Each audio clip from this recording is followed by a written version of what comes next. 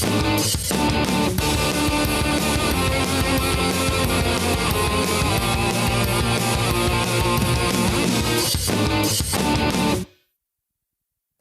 everyone, welcome back. Bison Video Blog. It's Friday, final edition. Yes, we've worn the same clothes all week. Don't worry about it. We're still giving you some great content here. Number one on our breakthrough athletes. I'm sure everyone's out there wondering, well, who in the world, if Bruce Anderson wasn't the guy, who is going to be the guy? So I'll let you reveal number one on your list for breakthrough players for NDSU in 2016. Well, you know me, Dom, in that I think the 5 FCS titles cannot be accomplished without defense. So I think you got to go with your defensive player as your number one when it comes to these type of rankings. And with that, I go with JalenAllison because he's replacing a guy named C.J. Smith, who is this position called shutdown corner, who took the job from Marcus Williams, who had this position called a shutdown corner. So my shutdown corner nominee this year, obviously, is JalenAllison.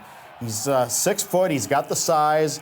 And remember, he didn't play a whole ton last year behind a champion and CJ. Yeah. However, he was 4th on the team with 6 pass breakups. So that tells me the guy was in the mix. He probably got thrown on a lot. And do you remember him getting burned? No, I do remember him breaking up passes like he did there against Indiana State. I do remember his speed because that was something, even when he was a true freshman in 2014, that Chris Kleiman thought, I may have to play this guy. He didn't, and obviously you saw the breakthrough there as a redshirt freshman last year. Now, obviously he had this play, the pick 6 for the touchdown against Montana.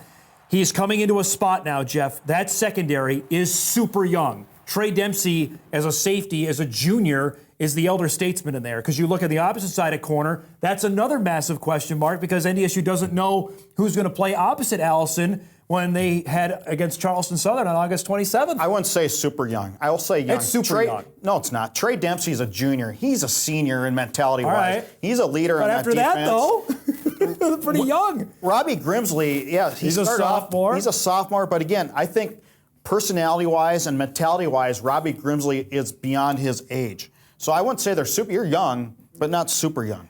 How do you go from... Super young's like 4 freshmen across the board. That's still pretty... I still consider sophomore be pretty young, and especially his first year starting, and he's got to go up against the likes of Jake Winicky and Cooper Kupp early on in the season. That's who NDSU and Iowa's talented wide receivers that are going to be seeing in the first 3 weeks of the season. The best friends that these guys can have are these defensive linemen. Aaron Steidel. Put some pressure on it. That's a Tampa 2, though. Tampa 2, you can put some help. You can have 2 deep safeties, and you don't have to put these guys on a corner.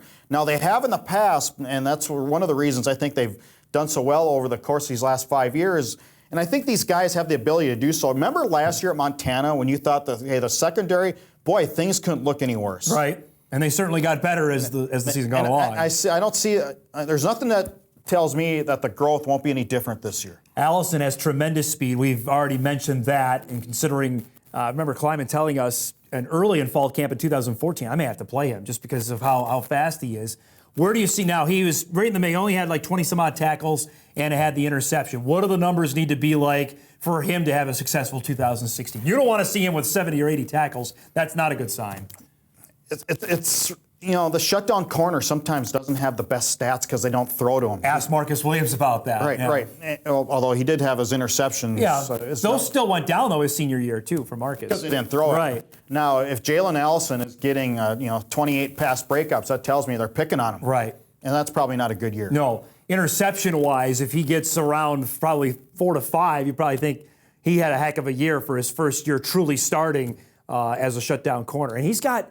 You look at the list of guys in the Missouri Valley Football Conference at wide receiver. I know everybody thinks of it as a run-first league, and it is. There are some really talented wide receivers in this conference that he's going to see on a week-to-week basis. And big guys, too. Yeah. Big guys, too. So, again, I think a 6-foot corner is almost 200 pounds, and he doesn't look it, does it? No. He doesn't look almost 200, but he's I think, big enough to hang in there. Are there any guys, as we wrap up our breakthrough, that you considered on this list? I thought maybe Connor Wentz could get on there, tight end, who's now going to be inherent that spot, who really could take off and have a breakthrough campaign. Was there anybody you left off that maybe consider honorable mention before we wrap up this week's shows? Well, you're talking about maybe some of these linebackers, that we've been waiting to, like Levi Jordan. Will he come Dan on? Marlette. Still waiting for Marlette to take that next step, and we'll see this year. they've had 3 linebackers the last 2 years, and they've ran with them almost last 3. Depth has been talked about, but we haven't seen it. Has that not been needed, I guess, is maybe the best way to say it so far at that spot. There you have it, folks. A week of blogs to get you ready for the 2016 season. Those are our breakthrough guys, 5 through 1 for 2016. We'll see you next week.